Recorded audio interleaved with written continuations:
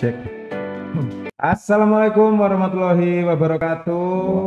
Kembali lagi bersama kami di studio Departemen Teknik Perkapalan, masih dalam acara Lustrum ke-12 Departemen Teknik Perkapalan. Sedang bersama dengan siapa ini Pak? Dari P41 ya Pak ya? Ya, Dari P41. P41. Baik, saya ingin bertanya sedikit saja Pak. Dari bapak-bapak yang sudah hadir di studio. Kenapa dulu memutuskan untuk memilih teknik perkapalan?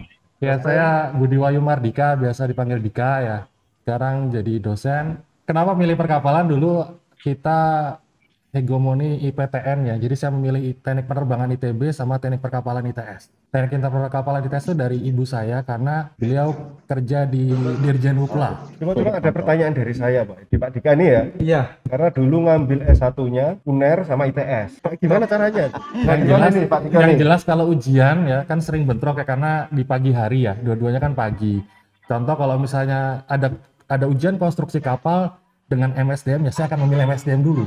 Makanya perkapalan agak lama. Ya, Pak, Tapi intinya gini, teman-teman harus menyelesaikan apa yang sudah dimulai. Bapak Adit bisa diperkenalkan terlebih Ya, dahulu. pertama-tama kenapa milih teknik perkapalan itu, yang jelas saya dalam keluarga besar saya itu sudah generasi yang mungkin sudah generasi ke-10 mungkin yang teknik perkapalan. Mungkin kalau misalnya diminta untuk cerita, saya akan coba ngasih catch-nya dulu ya, supaya teman-teman tertarik. Yang bisa saya sampaikan adalah dunia maritim itu pada prinsipnya sebenarnya luas loh.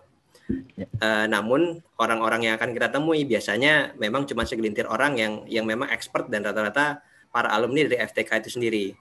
Jadi pesan sedikit adalah kalau kita sedang kuliah saat ini harus senantiasa berkolaborasi serta santun dengan semua yang kita kenal, baik junior maupun senior kita, karena siapa tahu besok-besok junior kita itu adalah orang yang harus kita ketok pintunya untuk mendapatkan job-job berikutnya itu kan ya. Saya cerita yang misalnya enaknya dulu ya. Kalau dari saya sendiri setelah lulus, saya yang bisa saya tarik kesimpulan adalah mempunyai kesempatan untuk melihat dunia yang jauh lebih luas. Kemudian yang kerennya juga menurut saya adalah sebenarnya teman-teman ini bisa menjadi narasumber-narasumber di berbagai pihak. Mungkin bisa juga mendapatkan kesempatan-kesempatan khusus. Saya kasih contoh, kalau misalnya saya saat ini sedang misalnya mendapatkan mandat atau amanah jadi ketua Badan Klasifikasi Asia untuk bidangnya environment atau bidang lingkungan hidup. Sedikit highlight mungkin untuk adik-adik sekalian itu adalah supaya kemarin itu kita bahasnya senantiasa meningkatkan kemampuan bahasa asing serta pandai-pandailah membuat narasi dan membuat presentasi dalam rangka melakukan marketing terhadap diri sendiri. Ya, itu beberapa poin dari Pak Didit, dan kemudian ada poin-poin soft skill yang sebenarnya sudah disampaikan oleh Pak Didit, yang secara tidak langsung kalau kita mengambil filosofinya itu adalah ada mengenai sopan santun, kemudian mengenai komitmen, terus disiplin waktu, semuanya itu secara tidak langsung sudah diberikan oleh dosen kita. Terima kasih. Selamat malam. Assalamualaikum warahmatullahi wabarakatuh. Waalaikumsalam warahmatullahi wabarakatuh. Pastinya itu mental ya. Mental itu terbentuk alami itu di kampus sebenarnya. Jangan lulus tepat waktu, tapi luluslah di waktu yang tepat. Anekdot di perkapalan, tapi yang saya rasakan itu 100% benar. Berkaitan juga sama Pak Didit tadi bilang untuk masalah soft skill. Jadi ya secara nggak langsung otodidak kita harus belajar seperti itu. Dan alhamdulillah sampai sekarang ya apa yang saya pelajari dulu tuh berguna sampai hari ini seperti itu. Nah, Bintoro, jadi jangan dilihat kita kerjanya di mana intinya gitu, tapi gimana caranya kita dapat kerja. Kalau poin saya sih seperti itu ya. Intinya connection. Jadi karena ada kita punya koneksi, kita punya teman, saya anggap kita juga punya saudara, sama-sama di perkapalan ya kan. Jadi nah itulah yang kita manfaatkan. Ada dua poin yang saya bisa tangkap adalah jangan malu-malu untuk bertanya, even kepada siapapun itu, anggaplah kepada senior kita, ke dosen kita, segala macam.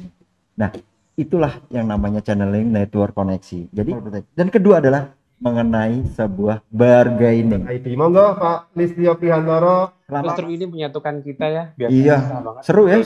WhatsApp grup terus akhirnya kita ngobrol. Segala sesuatu harus dicoba. Kalau kita cuma sebentar melihat dan mengikuti perkembangan tanpa kita mencoba turun ke situ, kita akan ketinggalan kereta.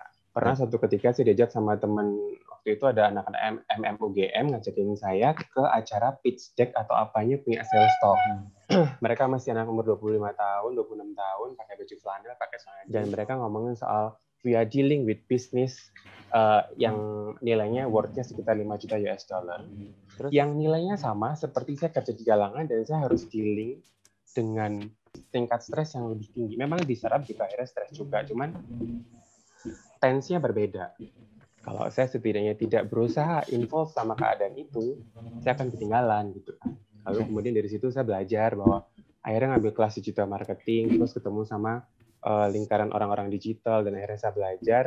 Jadi akhirnya saya bergerak ke arah sana. Memang sekarang saya juga masih bergabung di salah satu corporate yang lumayan besar ya. Saya sekarang di Samudra Indonesia Group, handle galangan. Melihat kondisi di galangan seperti apa dan sebagainya, karena kebetulan saya juga aktif di Riperindo, jadi wakil ketua bidang promosi. Lalu saya punya ide untuk bikin docking.id.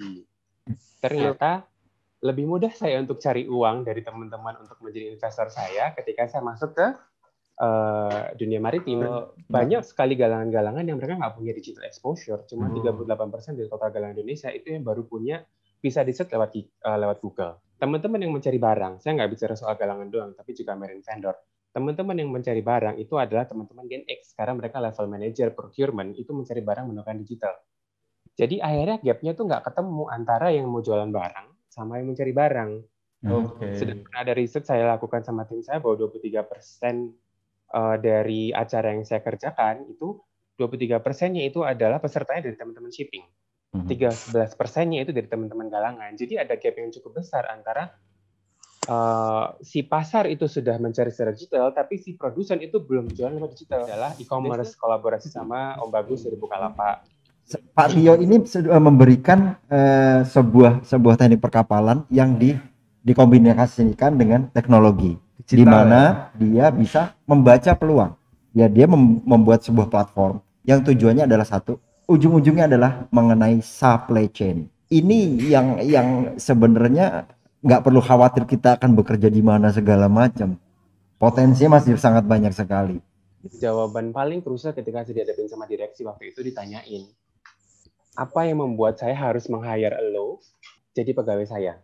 Terus waktu itu jawaban saya adalah gini, karena Bapak tidak menilai saya dari bagaimana saya berkalkulasi terkait dengan mata kuliah saya, tapi Bapak menilai saya dari pola pikir saya yang sistematis karena saya anak teknis.